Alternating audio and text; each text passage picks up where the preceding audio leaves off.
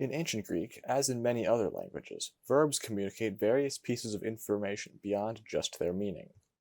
Any finite verb communicates its number, person, tense, aspect, mood, and voice.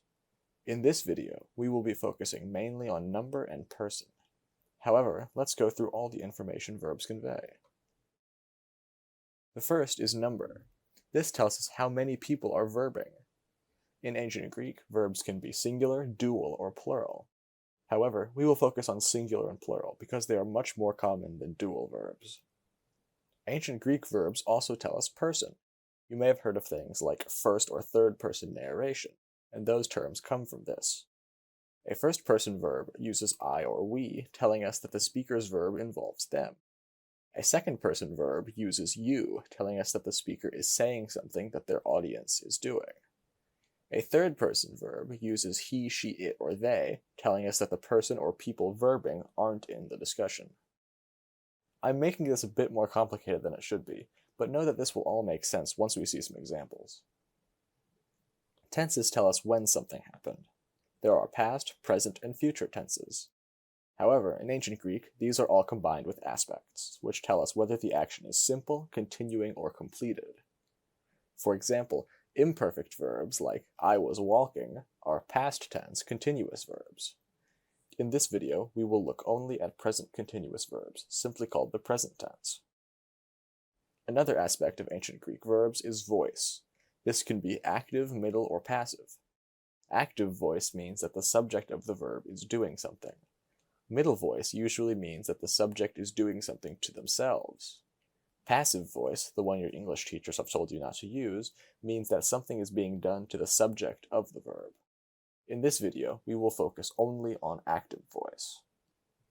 The last aspect of ancient Greek verbs is the mood. This greatly alters the meaning of the word.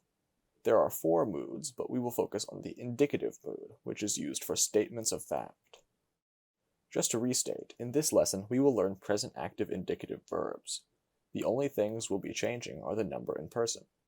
Some examples of present active indicative verbs in English are I am walking and he eats. If we want to write a verb with our own information, called conjugating, we first need to look at that verb's principal parts.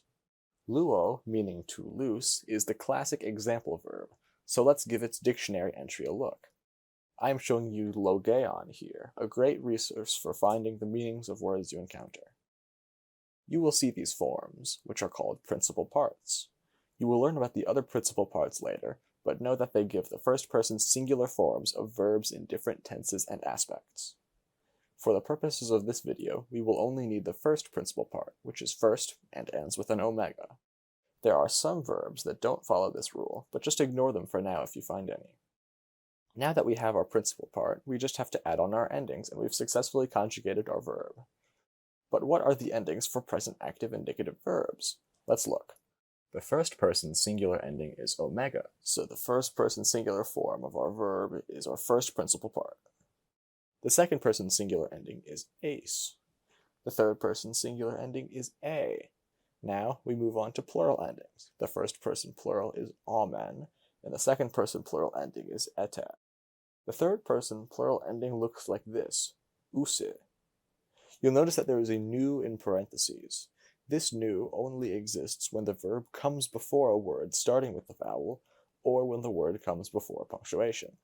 It can also exist if an author wants to change the word to fit the meter of their writing poetry. Another thing to note about the third person plural form here is that the final iota is short. This is key if we want to know where accents go. Now that we have our principal part and our endings, how do we put them together? To do so, drop the omega from the end of the first principal part. This leaves us with the verb stem. From here, we just add our endings to the verb stem. This chart shows how we conjugate luo when it is present active indicative. Now, let's put the English translations of these verbs underneath. I've been explaining these verbs in a pretty complicated way, but it should make more sense now. If we want to read a verb that's already written, the process is even easier. Just find the ending and remember which person and number it goes with. It becomes a bit more complicated with other tenses, moods, and voices thrown in, but for now it's easy. I want to mention a few more things about verbs in ancient Greek. The first is that all the information in a verb is contained in the verb itself through inflections or changes to the verb's spelling. This is in contrast to English, where other words provide more context, like how you need pronouns near your word, or how words like will and was are needed for other tenses. Ancient Greek doesn't have these, which means the helper words aren't needed. This means that luo, or ilus, is a complete sentence all on its own without the need for pronouns or other words. In other words, congratulations! You now know how to write a complete, although very short, sentence in Ancient Greek. One more thing I want to bring up. Remember that verbs have a recessive accent. This means, as we learned, that the accent moves back as far as it can according to the rules. For us, this means that if a verb ends with a short vowel, there will be an acute accent over the antepenult, and if the verb ends with a long vowel, there will be an acute accent over the penult. With that completed, let's do some practice. First, I will give you some present active indicative verbs. See if you can find out the person and number of the verb. You don't need to translate. Let's get started. Felgo. This is first person singular. Diokata. This is second person plural. Lues. This is second singular. Eche. This is third singular. Pisteusin. This is third person plural. Blaptata. This is second person plural. Pempaman. This is first person plural. As a challenge, try to do this one without looking. Menes. This is second singular. Good work getting through that first practice.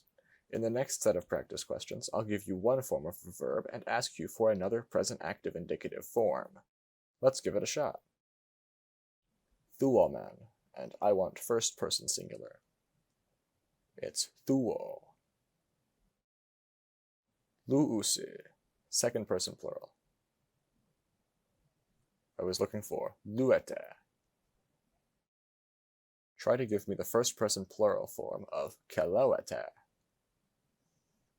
It's keloaman. Take stratewo and give me the third person plural. You should have strateusi. Finally, try therapeue and give me the second singular form of that. It's therapeues. Congratulations on completing this lesson. Now that you have, you should be able to conjugate present active indicative verbs, which lets you form very short sentences. I hope this video was helpful for you.